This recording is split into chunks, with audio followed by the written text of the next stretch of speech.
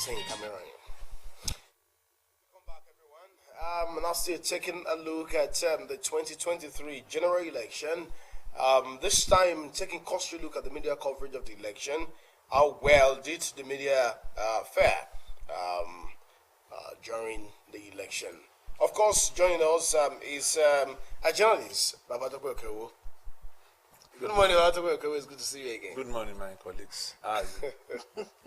You see, I'm laughing because sometimes it's not that easy getting on the other side of the of the wrong.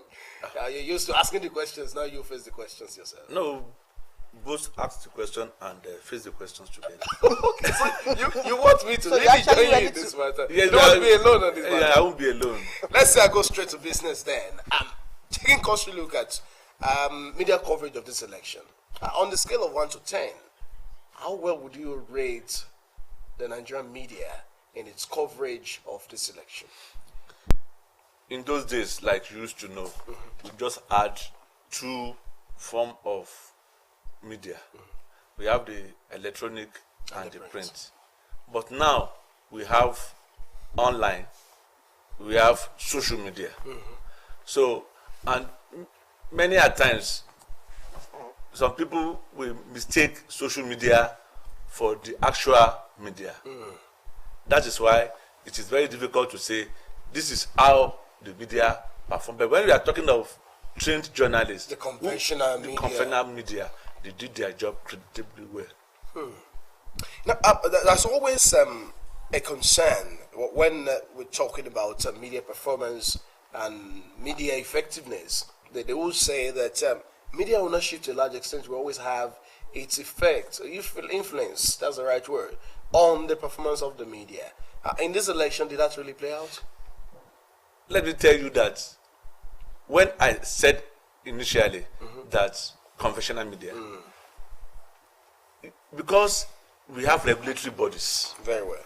So the regulatory body made it compulsory for the media organizations, irrespective of the ownership, to lift up to its responsibility. Very well. This is state government-owned media.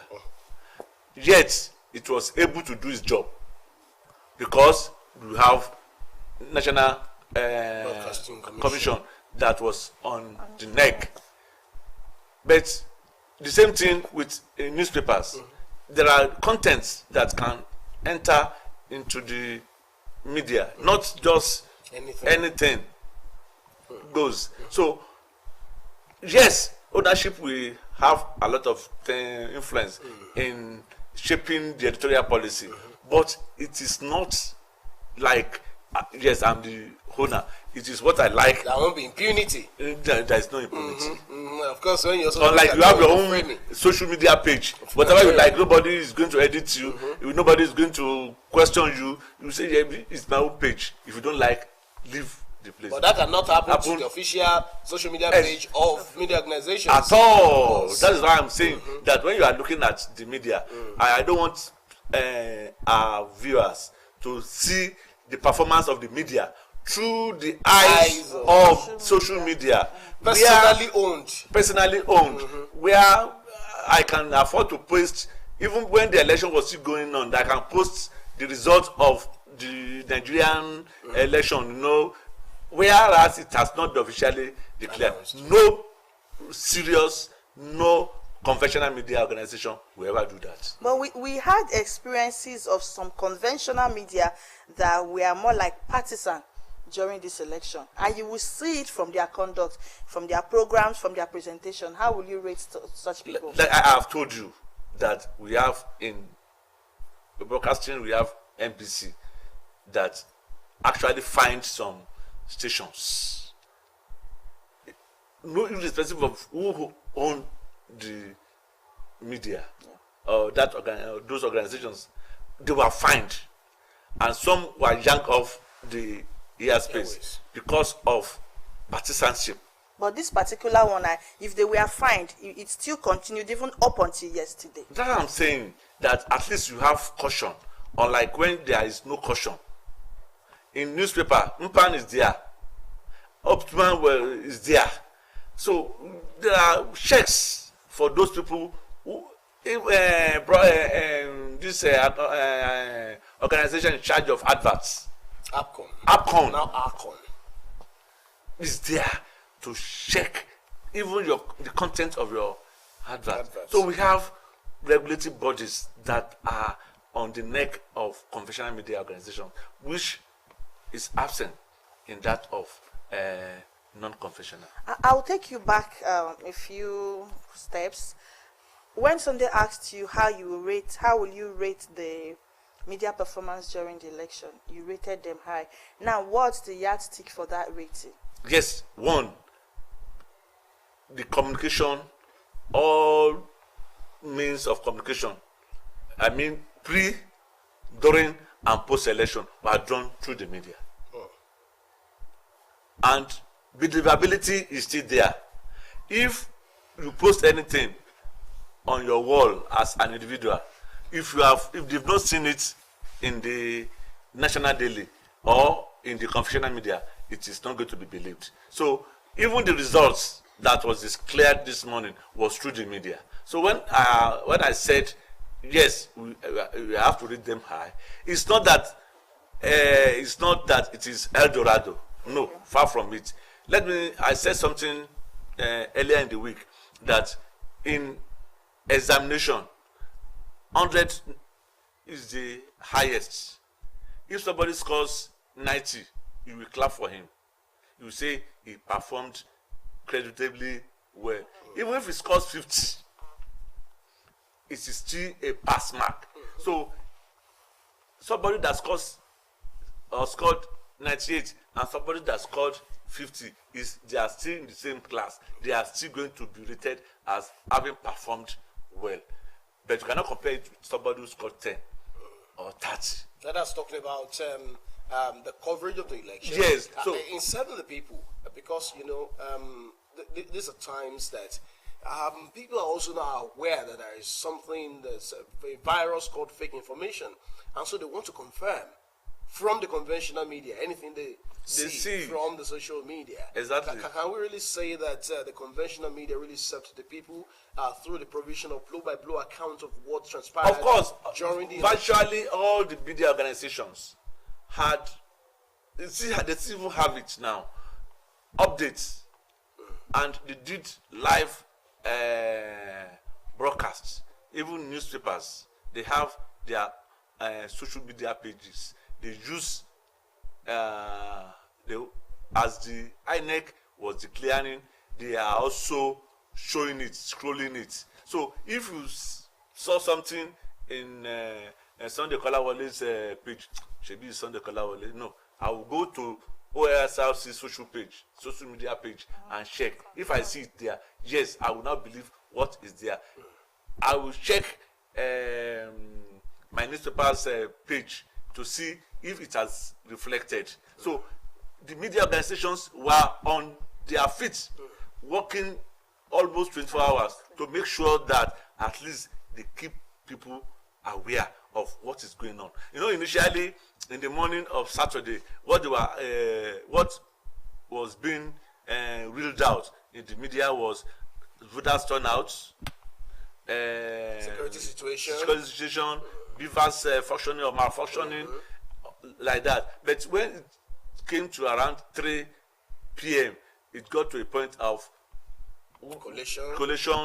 By 4, we started hearing the result unit by unit. So, and people depended on the conventional media to confirm or to authenticate whatever, even your agent, whatever he sent to you, you still want to check in the conventional media to be sure that this man has not sabotaged our party.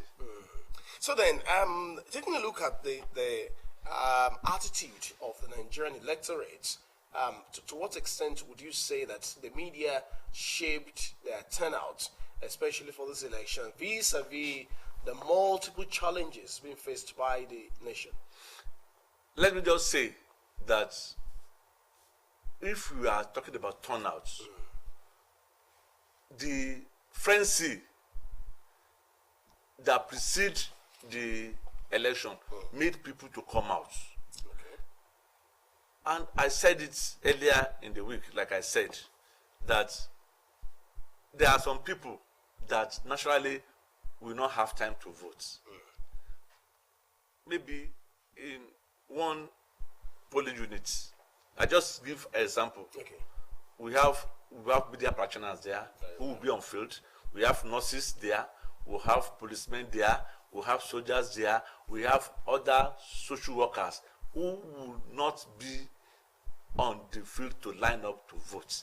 They will have been in their workplaces. And there are some, maybe because of religious inclination or something like that, will not also vote. But when you look at the total number of votes, in Ondo State we have more than 200,000 voters, adult voters. So if you look at it, you know that it's still, where you have 200,000 people, you know that it's not a child play. It's not a tea party. It's not a tea party. It's not a tea party. So because of that, you cannot say yes, the turnout was low. Yes, maybe out of 1.something million voters, some we have less than 300,000. You say, it's low. But you have to look at all these factors that I mentioned. Those who will be on duty. So some have even died before the voting commenced. And many like that. So are you also of the opinion that there must be a way that we tinker with the electoral process in such a way that to be able to give chance to journalists, security agents, and so on and so forth? Yes. Perhaps they have their own voting time before the general public. In advanced democracies, even we have diaspora voting. They must have started doing their voting. They used to call it one name in the US. Maybe something I will maybe before in the course of discussion we will mention it. Those in diaspora, they will be voting. Those on duty, nurses, doctors, policemen, soldiers, and other social workers will have voted before the actual day that they used to vote. And let me just tell you that they have an actual day they are going to vote. It's not that it must fall on Saturday or fall on Sunday. If it's January 20, it's January 20 of the next 4 years. So we should do it in such a way that everybody will know that there's a particular day. It's a 4-year event now, unless there is a court process that truncates it. If not, you know that the next 4 years we are going to have election. So what do you need to do? You need to prepare. And your Bible used to say, you've failed to plan, is planning to fail. So the best thing for you is that you have known that yes, you are going to have election. Let it be constitutional that okay, for 4 years, this is the time we'll be having election. If it's this is February 25, we had it last election February 25. Let us know that the next 4 years is January 25. Even if it falls on Sunday, if it falls on Friday, so that we know that this is the date for election. That is the first one. The second one is lumping too many elections in one day is not too good for our system. It's confused voters. Take for instance, I may want to vote for a particular presidential candidate, vote for another House of Assembly or House of Rep candidate or senatorial candidate. But once you lump it together, this bandwagon effect actually affects. So I am looking towards a time where, like it happened in 2003, where we had the National Assembly election separate, we have the presidential election separately, we now had the state assembly and governorship election together. So at least it's 3-day election. So I think we should be looking towards that. All right, let's look at INEC now. What's your impression of INEC in this just concluded election?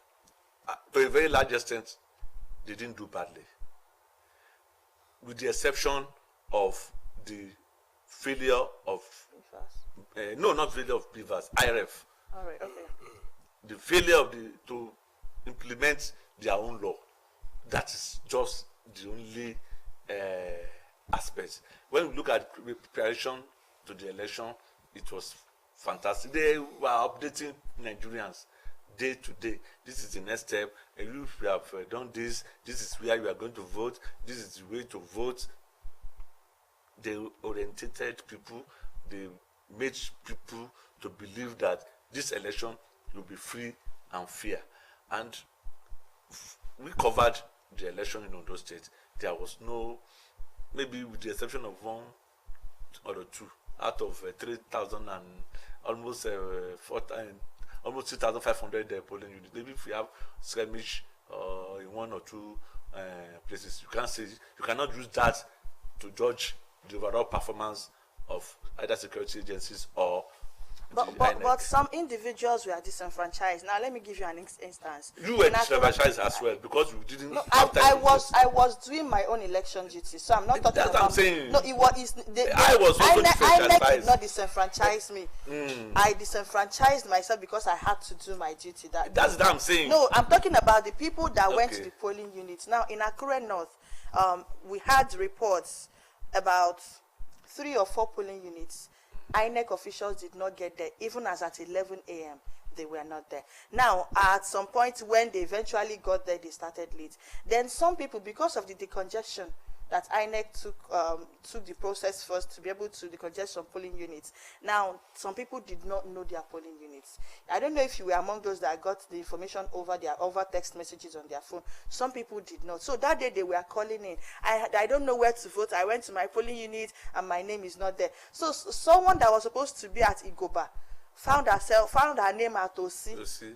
So within the same local government. Yes, but look at the distance. She complained and complained. It was their landlord because the landlord's name was moved to Osi. So about 5 of them, the landlord had to drive them. How do you also react to that? I have told you, like I said, that in an examination, if somebody scores 50%, it's a pass mark. If somebody scores 90%, it's also a pass mark. I'm not going to say because of that kind of isolated cases that they didn't perform well. That is what I'm saying. Okay. This one you have said is because some people relocated their card from one place to the other, and they have said it earlier that I don't know my voting unit is not an excuse. Press so pin. You will go. They have said, apart from sending it as a test, they also said it through various communication channels. Now let's talk about accreditation of journalists for the coverage of that election. Many issues came up with the process of accrediting journalists to cover the election. In fact, in certain places there were complaints that some, maybe, I should use the word overzealous, security operatives were saying as no, journalists are not allowed to cover the election until interventions came and then they had to covered election. I'm telling you, so that was a way that they eventually had to bend over backwards and see reasons to allow the process to go on. So, what's your assessment of the accreditation process for journalists? Well, we'll look at it from 2 angles. Okay then. Maybe the accreditation process is one thing, which I'm going to discuss about. The other one is security agencies saying that journalists are not allowed to. There were reports in certain quarters to that effect, and I had to make certain calls to really get that resolved. It's strange. It's very strange. It's very strange. That I told the person, it's strange. It's strange. Of course. It's strange because I've never had it. Because election is about media. Correct. So if you are saying media personnel are not allowed to, that would be strange. Maybe that's a security agency or agent is having. Let's not use strong words. Yes, I don't want to your use point is well made. I've made my point. Then coming to the issue of accreditation. Okay then. We have faulty system in Nigeria, and that is one of the reasons we are talking about decentralization of power. INEC came up with this idea that they will do the accreditation centrally. It's the first time in recent years that INEC will sit down in Abuja and be accrediting journalists in Akure. Sincerely speaking, I've never heard of it. Yes. So, and for those of us who are correspondents, we now submitted our passports, ID cards to our respective offices. Those in Abuja, Ibadan, and Lagos, we sent our passports and ID cards. Okay. Me, as a person, I go to the INEC office to collect my accreditation, only to be told that my name did not appear, that they are going to do another round of accreditation for me. I started wondering, so I had to go back, got two passports, and they now did manual accreditation, which I had done electronically before. So sometimes you know that, and before, why should Festus Okoye arrogate the powers of the state offices to himself? That's this faulty federalism that could that have been Festus Okoye unilaterally? Is in charge of that for journalists. Is the commissioner in charge of journalists? Let me just, I don't want to. I understand. Is the commissioner in charge of journalists? It should have just directed that. Commissioner in charge of journalists? Yes. That's funny. Sometimes. That's funny. Because in my office, they had to say, yes, he has accredited also that we should go to the state offices to collect our accreditation, only to get there and said we should have to do another round of manual. And let me just say that NUJ had to write a strong worded letter, protest to the state office of INEC before they say, okay, everybody that wanted to cover the election should come for manual accreditation. So when you look at it, it's policy somersault. Not they didn't conceive it good. If they had conceived it, if a policy is well conceived, it's somersault. It's just somersault. Because you know that we have, in those states, we have about 400 journalists, both from the ministry, from other. We have about 400, and you are saying all of us should be in Abuja to be accredited, and all of us sent their passports, ID card to Abuja, only for, okay, let me just use Osrc. Say, okay, maybe they accredited 60 journalists. They said they won't give you 60 again, no, because there are too many people. They are now giving you 30. What kind of thing is that? A particular media organization, 55 were accredited. They said that there are too many people. They gave them 30. They started complained. Okay, the rest should come and do manual accreditation. You see that kind of a thing. So we have so when you are saying about accrediting, so that is one lesson you think INEC should pick from this. Yes, they should decentralize power. They should not arrogate too many powers to the headquarters. So too many powers corrupt the system. Now, INEC has picked its lesson, or perhaps you've pointed out the lesson that INEC should pick from that respect.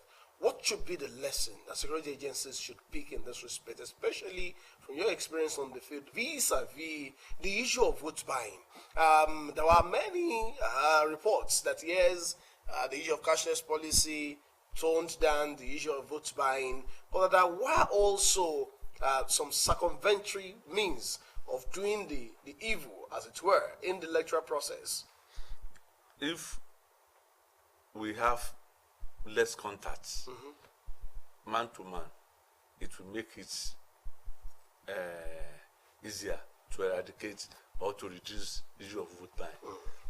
If I can sit down in my house and vote electronically, why should you come and give me money? How many people do you give money House to house. House to house. But it's a situation where people kill. And that will be easier. It will be easier. It may not be cash. it might be indomie, spaghetti, soup. Let's not. All right. It can be anything. Anything. It can be even ankara.